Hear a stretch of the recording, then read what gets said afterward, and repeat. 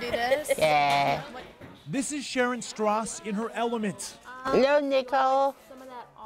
Nicole, look. She just about always has a smile on her face. Whether elbow deep in beads and markers, at a Randolph-Macon art class, or scrubbing the mats at American Family Fitness, where she works twice a week. Sharon's energy is infectious. So what's the hardest part about your job? I love it. But sometimes in life, you don't control where the chips fall. No, you didn't. Yes, I did. And all the positive thinking in the world won't change one simple fact. Who won? Sharon's living situation, her friends, her job, can all be taken away in a heartbeat. I pray every single day, and I ask God that before he take me, to take her. In a one-story home in Ashland, Janet Strauss serves as caretaker for her sister Sharon, who lives with an intellectual disability. Sharon's one of nearly 6,000 Virginians on the waiting list for an intellectual disability waiver. It's a list that swells each year, with more parents pressing for action from their lawmakers. I can't die.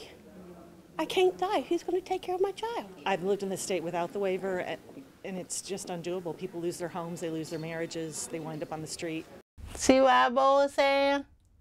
That's a bowling medal, huh? Yeah. The waiver Sharon's seeking, that some 9,000 families already have, offers people with disabilities specialized care, supported employment, and other services to live in communities and not in institutions.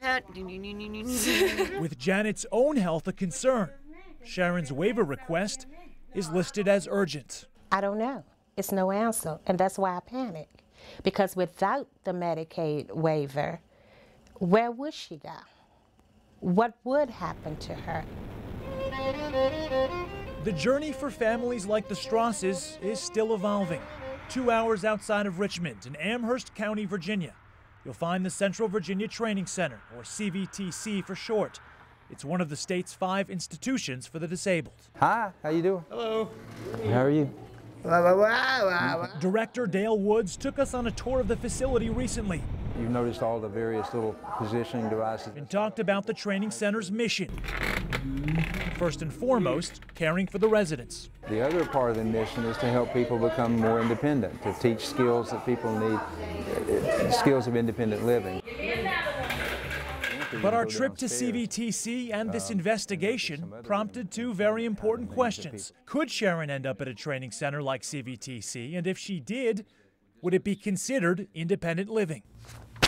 The Department of Justice weighed in on the matter recently, filing a report in February based largely on findings at CVTC that says in no uncertain terms the Commonwealth, quote, fails to provide services to individuals with intellectual and developmental disabilities and stands in violation of federal law, the Americans with Disabilities Act, by failing to give Sharon and thousands of other people across the state a fair shot at adequate community services. From the DOJ standpoint, though, you are out of compliance with the ADA. Yeah, that's what their letter would indicate, and they believe that we are.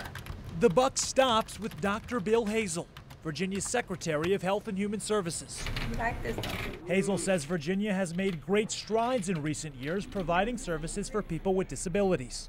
While he can't predict if or when a deal will be struck with the DOJ, he adds Virginia has been negotiating in good faith and is doing the best it can. Community care doesn't just happen. It doesn't just spring up magically. It's something that has to be created. That's a barrier in and of itself. The funding is an issue. And an issue yet to be reckoned with. When it comes to spending towards services for people with disabilities, Virginia is a far cry from top-ranked New York or Connecticut. The Commonwealth finds itself ranked 45th in the country, with states like Texas near the bottom of the barrel. Things won't get easier for the state's lawmakers either. In tight times, a yay vote for some services inevitably means a nay vote for others. And funding aside, the secretary questions a quick fix. You can't just throw money at problems. You also need to have a plan that makes it all work. It's been going on for years. Yes, it has. Do you think that anything will change? Hopefully, it will. Most definitely. We need a change. And so Janet Strauss says she'll wait, Yeah, right here. and she'll hope that a path that starts in Sharon's own community, where people pick each other up, and draw strength from their families, and strive for a life like everybody else's, doesn't lead to a destination unknown. In Ashland, Sam Brock, CBS 6 News.